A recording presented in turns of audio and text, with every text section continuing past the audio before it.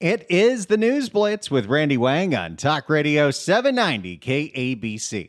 We're here every single day from 5 to 6 talking about the local issues that matter to you most and taking your phone calls at 800-222-KABC, 1-800-222-5222, your emails at randykabc@gmail.com, and search for the KABC News Blitz wherever you get your podcasts. One of the things that we try to do here as we go into yet another election year, and the June primary is not that long away. Look, we're already a week into November. Thanksgiving's coming, and then you've got Christmas. This year's already shot. And then the primary's in June. It's going to be that quick.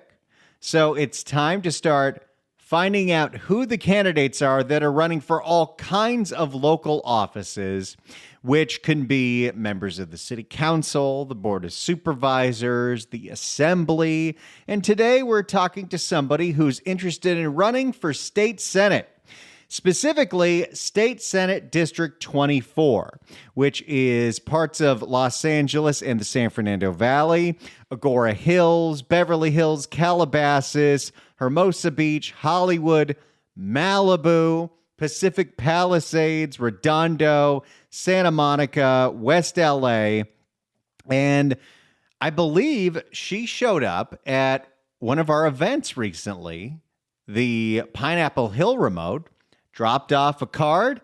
And of course, whenever someone gets in touch with us, at some point, we will find an opening, bring you on the show, see what you're all about.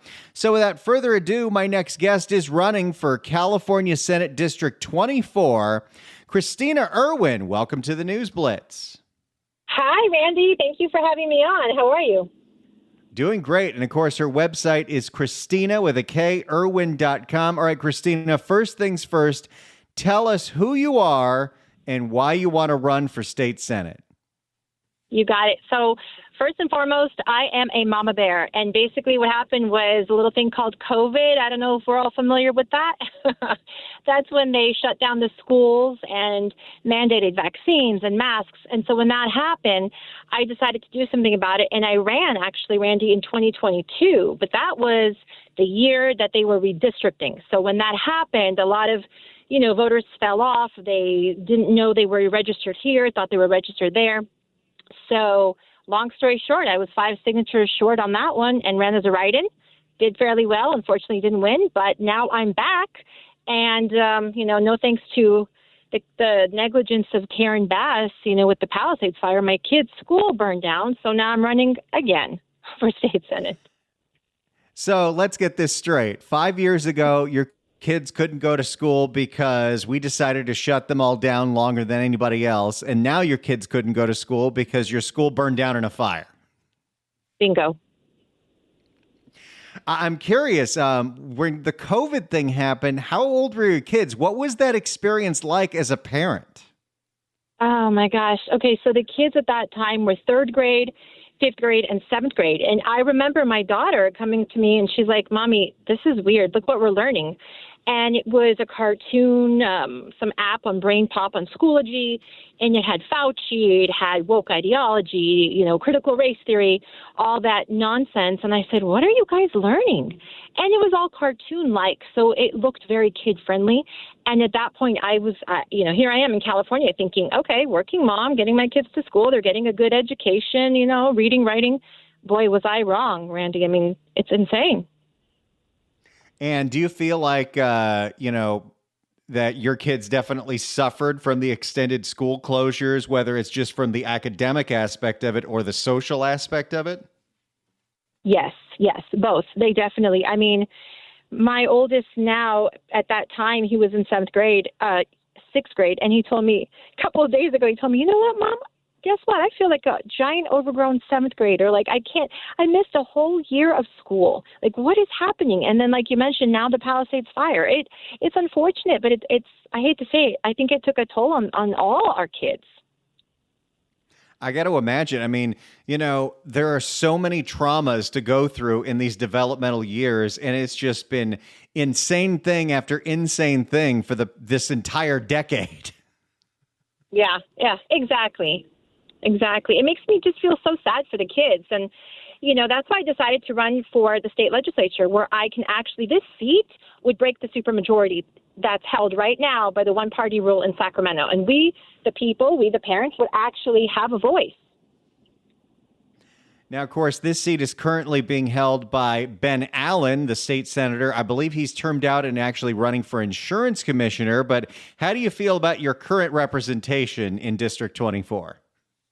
Non-existent, honestly, non-existent. I've been to pretty much a lot of the Palisades aftermath of the fire. I have not seen him there.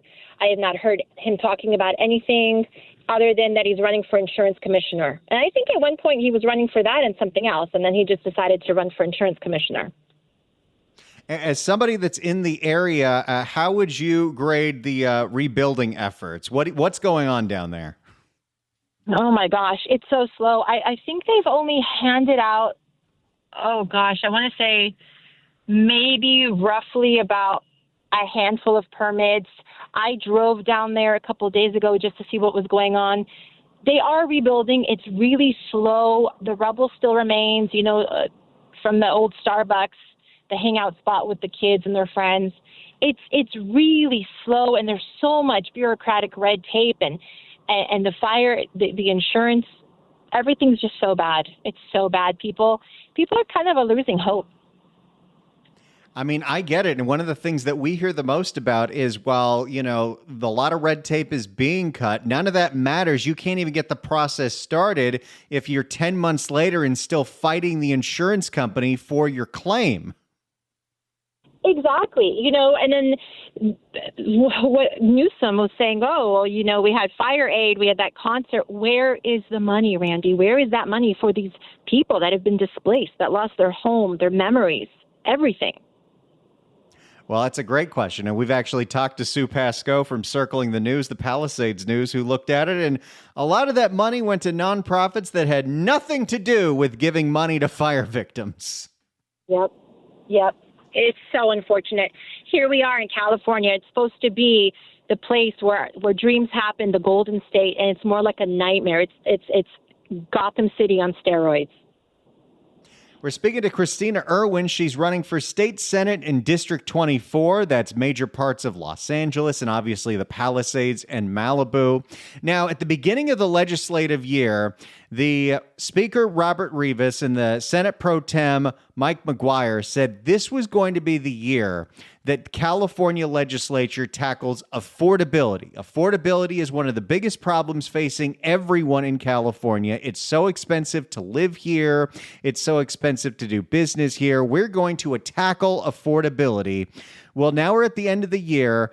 Hundreds of bills have been passed. Hundreds of bills have been signed by Gavin Newsom. How do you think the legislature did on affordability? I think they got an F, honestly. Nothing's affordable. I mean, you're at a point where you're like, okay, do I get gas in my car to go to work, or do I buy groceries for my kids for the week? That's basically where we're at. It's terrible.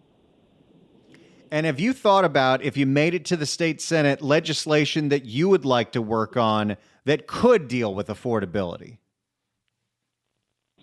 Yeah, I mean, there's a lot that I have up my sleeve. Definitely. Well, first of all, affordability would be first and foremost. Then it would be wildfire prevention. That's important. And then, of course, trying to repeal the horrific bill that was by Scott Wiener, SB 79. That's a bad one. That's something I look forward to doing as soon as I get into office. Yeah, that goes into effect this July, and that's the bill that takes any area that is near a quote-unquote transit hub and automatically rezones it to potentially 7, 8, 9-story apartment buildings, which could completely change how single-family neighborhoods look in California. Absolutely. And I mean, remember during the fires, we were watching on TV, there's no way in and out of Palisades. But there's one way in and out of Palisades. It was horrible. And this bill doesn't even include parking. It's complete, utter atrocity, high density, and has no place here at all in our city. If you get into the state Senate, you're into Sacramento. What are the priorities when it comes to making sure that something that happened in the Palisades and in Altadena does not happen again? What can the state do to try to make sure that we don't ever have to deal with a disaster like this on this scale? Well, first and foremost, we need to fund our fire department. Our men and women in the fire department, they need fire trucks. They need fire trucks that work. They need uniforms. We need new hoses. We need to fill our reservoirs. We need to actually make sure that the people that we pay, Randy, $750,000 at DWP actually know how to fill reservoirs and do their job. So that's first and foremost. That goes without saying. Well, and that's a huge one. And then what do you make of the news that we just saw over the last few days that there were firefighters sending texts to management saying, hey, this little fire on January 1st, the Lockman fire, we think it's still smoldering. We don't think we should leave. And apparently they were told, no, don't worry about it. You know, reading those, it makes me so upset. It makes me so sad. There has to be accountability. And the thing that really gets me is you have, our Mayor Karen Bass saying, I will be the one to look into it. Those people need to be held accountable. Well, what she needs to do is look in the mirror. Public safety is a major issue in the state of California. In the last major election in 2024, Californians in every single county overwhelmingly passed Proposition 36, which gave stricter penalties to certain drug crimes and, of course, repeat retail theft, as well as making dealing fentanyl knowingly that you could kill somebody, a murder charge, a whole bunch of things. It was passed overwhelmingly, but when it came time for the budgeting process, the California legislature decided not to fully fund what you could very much consider is a voter mandate. They don't want to pay for the treatment beds for rehab for some reason, and then they want to complain why more and more people are filling up the jails, including 800 people that have been moved into Men's Central Jail this year from Nathan Hochman. If you were in the state Senate, would you vote to fully fund Proposition 36? 100%. I mean, overwhelmingly, 72% of the voters voted to fund Prop 36. And yet here we have Governor Newsom saying we can't afford it. But yet he can afford the $250 million that he spent on gerrymandering for Prop 50. It's out of control. The one-party system is out of control. I would completely fund Prop 36. It is what we need to get rid of crime here. Step one. One of the biggest issues that we see all over California, but especially in Los Angeles, is homelessness. Homelessness is a disaster in LA County and the city of Los Angeles. And Karen Bass has touted, hey, we've got 2 years in a row of reductions and we've lowered street homelessness by 17%. And then a RAND study comes out just a few weeks ago and says that they were massively undercounting the amount of homeless people that were in places like, I don't know, Skid Row. What do you think you'd be able to do in Sacramento to, first off, get a rein on what we've been wasting $20 billion on over the last 5 years? Well, two things. Do what Bill Asaley was trying to do first and foremost is audit. I want to see those numbers. Secondly, let's open up the mental asylums, the mental institutions. I don't care at this point what we call them. Let's call them health and wellness. Doesn't matter. Whatever sits well with some people, but we need to open up the mental institutions here. We need to use what we have so that we don't tax our citizens, whether it's old jails or hospitals, but we need to make that a priority, and we have to have the health care and the medical treatment centers available, including the doctors, for the rehab facilities, for medication, even maybe, have them do some vocational school, something. We have to try to get them off the streets, not just for us, the taxpayers, but for themselves. It's horrible. Well, and since, you'd be part of Sacramento that controls the purse, that gives money to the counties, I would imagine that if you see that there is no tangible results with the money that goes to Los Angeles County, you might have to cut that off. Right. We're speaking with Kristina Irwin. She is running for state Senate in District 24. That's major parts of Los Angeles and Calabasas, Malibu, the Palisades. In 2017, the California legislature passed and then Gavin Newsom signed a bill that declared that the state of California was a sanctuary state, that local law enforcement, local government could not interface or work with the federal government when it came to immigration. How do you feel about California's sanctuary state law?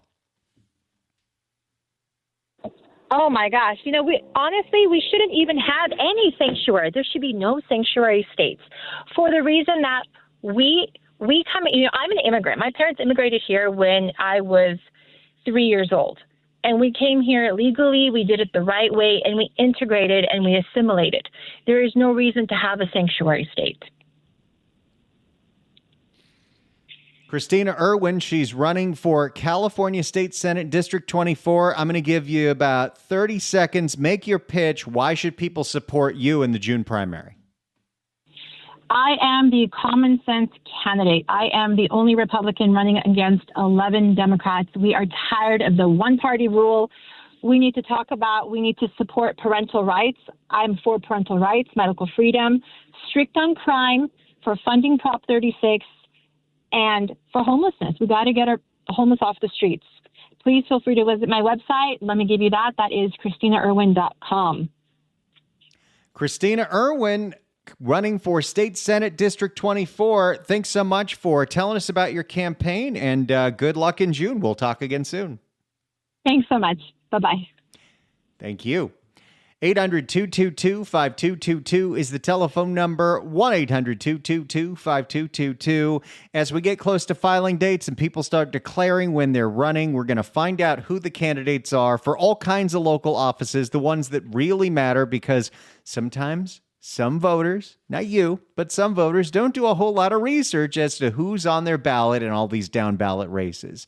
So we'll do our part here, and we'll try to get as many that we can to talk to them, to interview them, find out what they're about, find out what they stand for, so you can decide next year, which is going to come up real quickly, if you want to put them into office.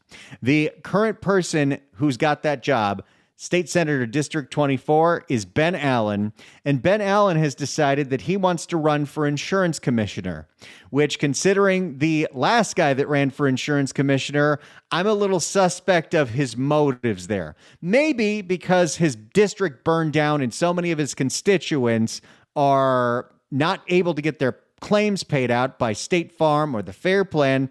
Maybe he's decided that he wants to change things up there. Don't know. What we do know is the current guy in there is a total mess. But there's Kristina Irwin. If you want to go to her website, KristinaIrwin.com. It's the News Blitz with Randy Wang on Talk Radio 790 KABC. It's the News Blitz with Randy Wang on KABC. In case you weren't aware, I'm filling in for John Phillips today, tomorrow, Monday, Tuesday, and Wednesday. My last fill-in for him for the year. And I had Steve Hilton on today, and in the 2 o'clock hour. If you missed that interview, it was a great interview because I did my research and I made sure to ask him questions that people don't usually ask him about the stuff that he knows that most people don't talk about. If you want to check that out, go to the John Phillips Show wherever you get your podcast, or go to KABC.com. But check out my interview with Steve Hilton. And if there's a really slow news day next week, I'm just going to replay that interview here because I thought it went really well. You know, I don't do a whole lot of interviews, so when one goes really well, I get excited about it. 800-222-KABC is the phone number, 1-800-222-5222. Oh, Ralph and Whittier's calling in. Let's go to Ralph. Hello. Hey, really enjoyed your conversation with Miss Irwin. She touched on a lot of things. There's a large umbrella where she was talking about the misuse of money. Gavin's using $250 million for Prop 50. Supposedly the state's broke. There's a number of articles that have been written by C.C. Woods. I don't know if you're familiar with her. She has an online publication called The Current Report. Those articles have been touching for the past week or so. I think there's going to be another article coming out maybe tomorrow or the following day regarding pay-to-play issues with the Board of Supervisors, members of L.A. City, and then regarding, I think you might have touched on something regarding the homeless industrial complex. I happen to be with Alex Villanueva a few months ago when he called into your show regarding that.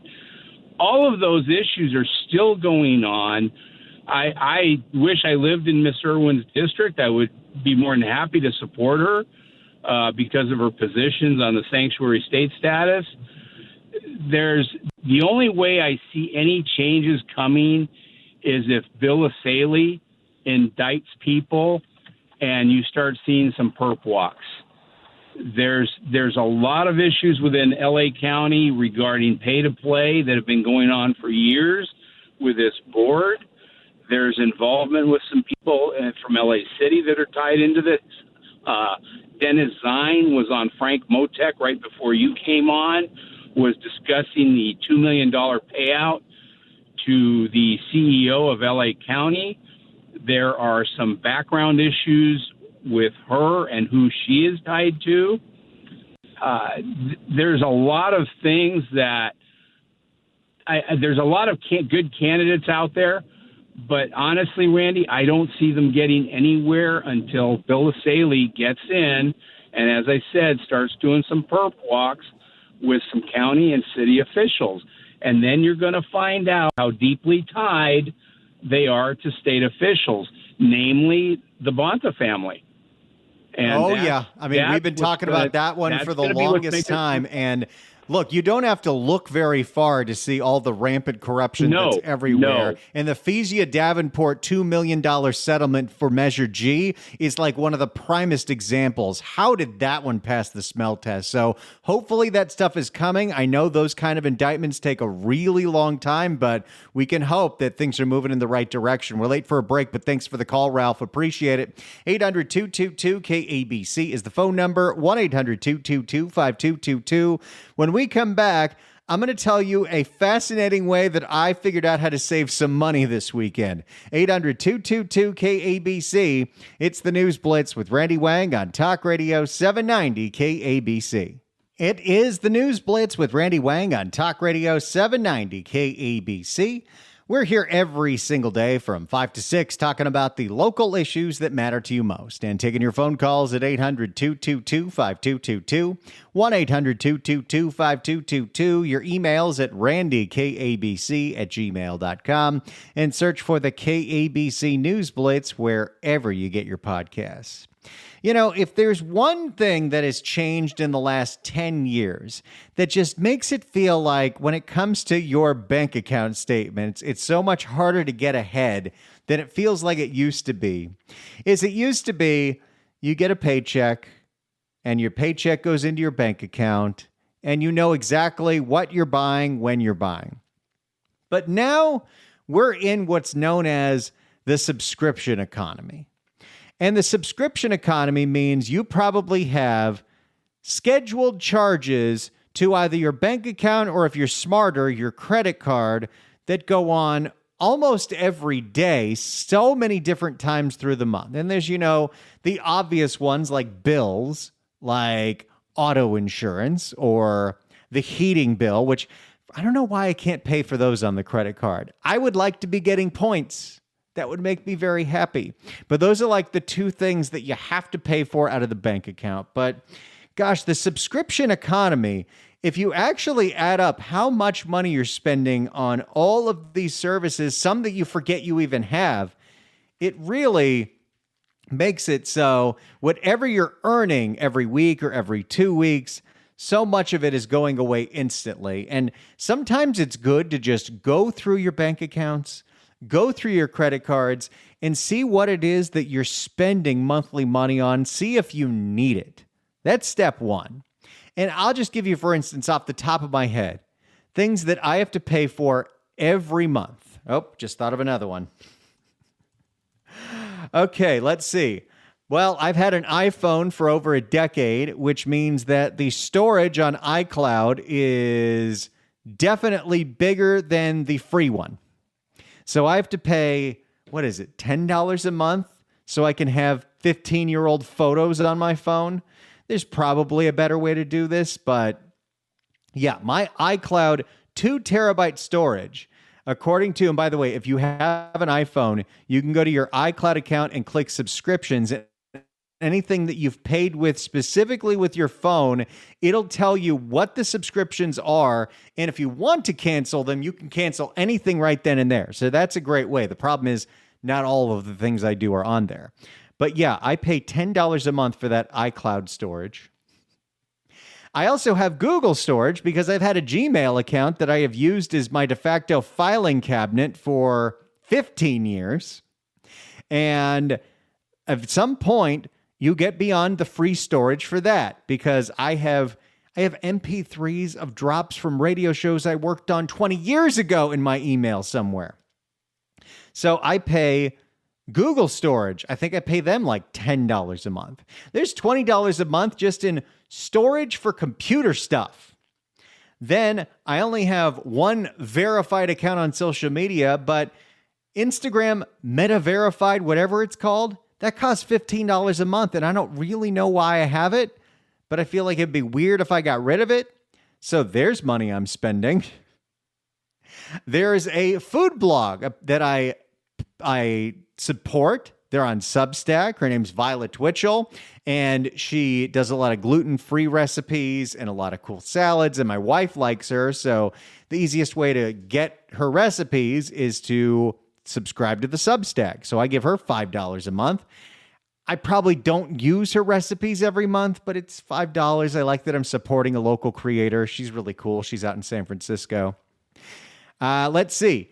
I have Seats.arrow, and I'll tell you more about this one tomorrow, but that is a service that I pay $10 a month for, that when I use it, it's a specialized search engine to tell me where the best deals are for flights that I want to book with points.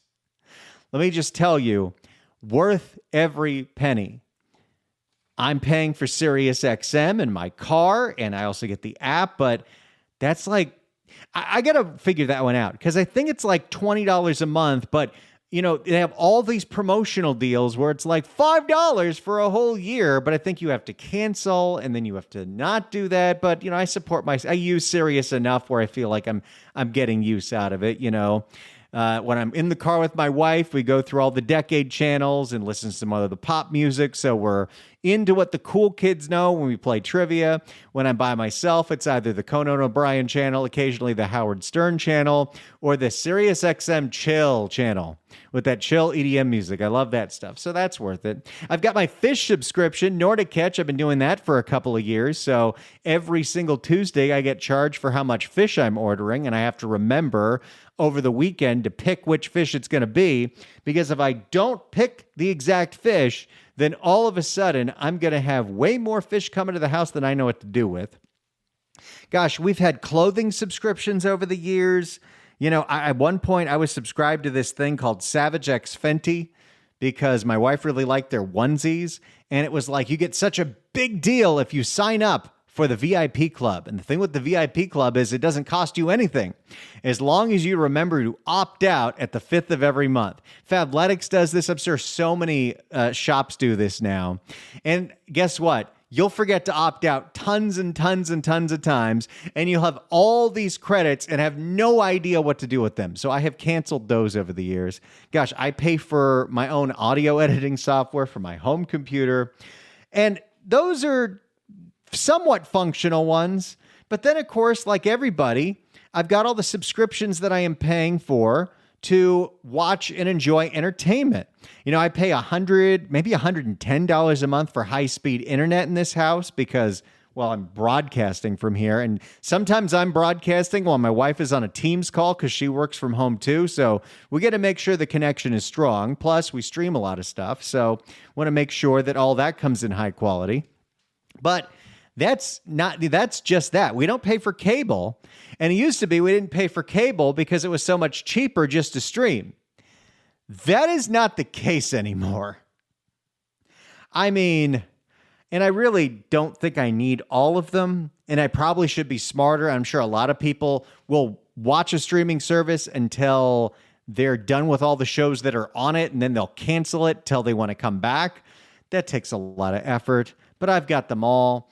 I've got the Apple TV Plus. That one's like $12 a month. I've got Peacock. That one, I think I always go for ad-free. That's $16 a month. Paramount Plus, that one ad-free is like $12 a month. By the way, YouTube Premium, which gives you YouTube music and it gives you YouTube ad-free, best $18 a month you can spend. If you watch a lot of YouTube, and I watch a lot of YouTube, not having to skip ad makes a big deal. But then you got Disney Plus and Hulu, which are now going to be the same service. You got Netflix, you got HBO Max, you got the Prime Video, although my wife has the Prime subscription, so she pays for that one. We're not double dipping with that one. It adds up. If I had to add up how much all that is, I'm sure it's way more than what I used to complain about how much cable costs. Well, when we come back, I'm going to tell you the interesting little thing I discovered had to cut down on specifically those bills, because it turns out I was already paying for a whole bunch of things where I can get those services for free. And I'm going to tell you what we did over the weekend that is going to save us, I think, almost $100 a month. It's the News Blitz with Randy Wang on KABC. It's the News Blitz with Randy Wang on KABC. I got something nice for you. 790 KABC welcomes OAR to the Greek Theater on August 8th, 2026. Tickets are on sale Friday at Ticketmaster.com, but right now, caller number 9 at 1-888-790-5222 gets a pair of tickets to the show. Tickets furnished by Live Nation. Good luck dialing. All right, here's what we found out. My wife has an Amex Platinum. An Amex Platinum, which did just jack up their annual fee, but now they added a whole bunch of things. So you have to really take advantage of these deals, otherwise you're wasting money. Well, they now have a $25 entertainment credit every single month. So we bundled Disney Plus, Hulu, and HBO Max for $32, put it on her card. Now all three of those services are only costing us $7 a month. I have a Chase Sapphire Reserve. I found out that I get Apple TV Plus for free for that one, and it was real easy. I just clicked on it, linked the account, and now I'm not paying for Apple TV Plus. My wife has Instacart Plus. And guess what? For some reason with Instacart Plus, it comes with a free subscription to Peacock ad-free. So now we linked our account to that. We're not paying for that. And Walmart Plus, which you get for free with Amex Platinum, which is like the Walmart version of Amazon Plus. Well, guess what? It gets free Paramount Plus. So her Amex Platinum, we signed up for Walmart Plus, which was free, and then we got Paramount Plus for free. You add all those up, the only streaming service that we're like paying in full for now is Netflix, which is like $30 a month because I also pay for my parents' house with a separate account because they cracked down on password sharing. But there's how we're saving a whole bunch of money. You know, it's nice to take advantage of these credit card benefits because otherwise you're wasting money with the annual fees. When we come back, I got a Pantages adventure to share with you. It's the News Blitz with Randy Wang on KABC. It's the News Blitz with Randy Wang on KABC. Last night, my wife and I were lucky enough to be invited by our friends at the Pantages Theater in Broadway in Hollywood to opening night of Moulin Rouge, the musical. And I got to tell you, this show is so much fun, extravagant, outrageous dance numbers. It is a jukebox musical, of course, based on the film Moulin Rouge. And so, yeah, you're going to see Lady Marmalade, but you're also going to see so many songs that you probably know that you're going to want to sing out to, but you don't because you're in the middle of a theater, remixed with other songs from all kinds of different eras. It was a great time. It was a lot of fun. There were two girls who were sitting next to us who were having the time of their lives. They were laughing through the whole thing. They were singing along a little bit, even though they shouldn't have, but it was so much fun. The pageantry is great. The costumes are great. It's a really fun experience. So check it out at the Pantages Theater in Hollywood, one of the gems that we have in Los Angeles, a place worth fighting through traffic through Hollywood to get to. Always worth it. It is playing from now until the 16th, so only a couple of weeks, but it is well worth your time. We had so much fun. It's a great show. It's a good time, and some of the song combinations are pretty wild. I don't want to spoil anything, but it's a heck of a lot of fun. And gosh, the male lead who plays Christian, blew us away. He was incredible, but a lot of the performances were great. If you this is a great musical if you don't really, love, long original songs or anything. You want to hear stuff that you would recognize. It's almost like being at a wild concert. It's a really good time, but check it out. Moulin Rouge, the musical. Take your wife, take your girlfriend. She's going to love you for it. BroadwayandHollywood.com. That's where you can get tickets, or just go contact the Pantages in Hollywood. And they got quite a great season coming up. Suffs is coming out in a couple of weeks. That is the musical based on the women's suffragette movement. You've got Stereophonic coming, The Notebook. Oh gosh, next year Book of Mormon comes back. Six comes back. That's a great one. Beetlejuice, which I hear great things, and Spamalot. I've never been to Spamalot. I'm going to have to go. But anytime we go, it is just... We're so lucky that we have this level of live theater in this city. And there's a few really good theaters. And of course, if you're in Orange County, a lot of these shows come to the Segerstrom Center as well. And that's a good time. But I have such a great affinity for the Pantages. I was in a real dark point in my life when a friend of mine invited me for the very first time to go see a production of Beauty and the Beast. And it just was like, wow, this is such a natural high. There's so much magic on the stage, and we get access to such incredible talent here. So I never pass up an opportunity to go to the Pantages. It was a heck of a lot of fun. Moulin Rouge, the musical, now through the 16th, and you can always get tickets at BroadwayandHollywood.com. And thank you, Broadway and Hollywood and the Pantages, for the invite. We love going to those events. Thank you all so much for listening to the show. As I said, I'm filling in for John Phillips this week. He'll be back next Thursday. Last big fill-in of the year. This year's going by real quick. But if you didn't get a chance to listen to the 2 o'clock hour of today's show, I interviewed Steve Hilton. And if you want to know anything about that guy's campaign, it's a decent interview, I'll tell you that. But if you miss any episodes of this show, you can always get them by searching for the KABC News Blitz wherever you get your podcasts. Tell your friends, tell your family. It's the News Blitz with Randy Wang on KABC.